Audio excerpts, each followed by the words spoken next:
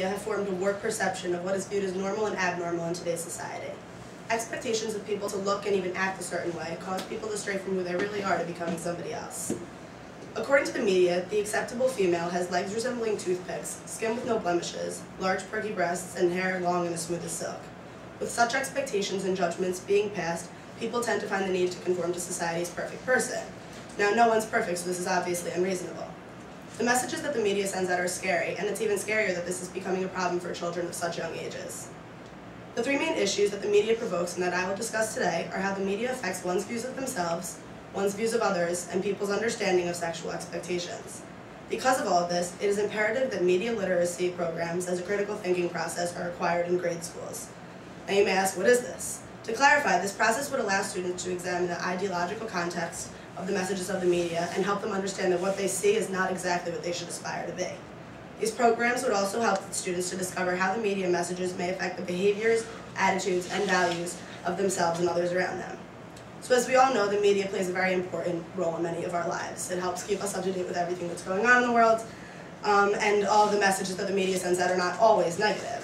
The problem is that along with all of the helpful and informative information that the media provides us with, come negative messages that cause people to change the way people view themselves. An example of this would be that people have begun to use models as a guideline as to what's acceptable in society.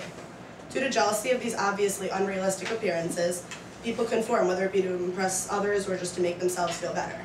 So according to the article Media Literacy, as an educational method for addressing college women's body issues by Karen Chambers and Susan Alexanders, 1 out of 5 young adults have developed eating disorders. This article also says that these eating disorders have a high link with, have a high relation to the ultra-thin models that you see a lot in the media.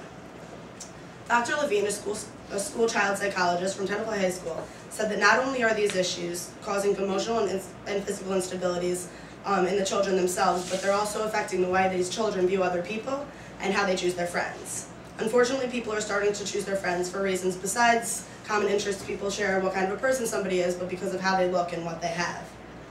Since people naturally yearn for acceptance, a lot of children are actually changing who they are just to fit into a certain clique, even though those might not even be the people that they should actually be friends with. As children grow up, unfortunately, these physical appearance judgments do sustain.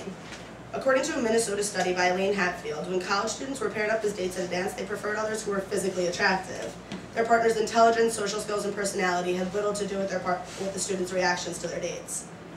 For people who are not found to be physically attractive, this is a very discouraging reality. Though people may have kind intentions, good humor, and be very intelligent, if they're not physically attractive, they're ignored and judged by many people. Lastly, the flaunting of sexuality due to the media is another huge issue in society today. Brett Bundell, an author from the Montreal Gazette, stated, "Push-up bras and thong underwear marketed to 7-year-olds are a sign that sex in the media is more prevalent and graphic than ever. Walking down some streets, one shouldn't have a problem distinguishing a strip club from a toy store, and people do. The reason this is because the dolls marketed in these stores are dressed very inappropriately.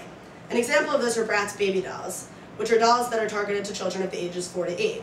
These dolls come dressed in bikinis and tube tops, mixing drinks in a hot tub. This is clearly not a message to be sending out to kids at these ages." Pelchat, the president of the Quebec Council on the Status of Women, believes that sex has always been used to sell to adults, but the media is now using sex to talk to a much younger audience. Now you may be thinking, why does this matter? Not only is this an issue because it's causing teenagers to have sex at much younger ages, but sexually transmitted infections and violence in relationship rates are rising.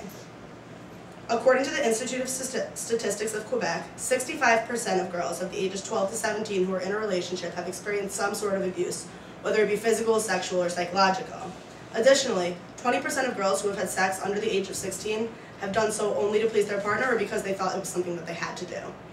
So today I discussed how the media affects one's views of themselves, one's views of other people, and people's understanding of expectations of sex. Through media awareness programs in school environments, society will be able to improve the way its people are able to view themselves and others around them. Now you may ask, why do this in grade schools? This is where the problem starts, this is where the problem grows, and this is where the problem needs to end. Whether interpreting the media becomes a part of the daily curriculum or something that teachers address sporadically throughout the year, each time that media literacy is taught, people will gain a deeper understanding of the effects of the media on self-images and behavior. This process will help spread awareness of the detrimental effects of the media and cause people to be more aware of how they are affected, how they're affecting others, and what we can do to stop this issue. Thank you.